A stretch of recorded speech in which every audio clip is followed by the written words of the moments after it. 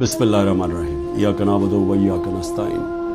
मेरे पाकिस्तानियों, जब तक ये पैगाम आप तक पहुंचेगा, मुझे ये अरेस्ट कर चुके होंगे और मैं जेल में होऊंगा। तो मेरी आपसे सिर्फ एक ही रिक्वेस्ट है, अपील है कि आपने घरों में चुप करके नहीं बैठना। मैं ये जो जदोजहद कर रहा हूँ, ये अपनी ज़ात के लिए नहीं कर रहा, ये अपनी कौम के लिए कर रहा हूँ, आपके लिए कर रहा हूँ, आपके बच्चों के मुस्तकबिल के लिए कर रहा हूँ। अगर आप अपने हकूक़ के लिए नहीं खड़े होंगे, आप गुलामों की ज़िंदगी गुजारेंगे, और गुलामों की कोई ज़िंदगी नहीं होती।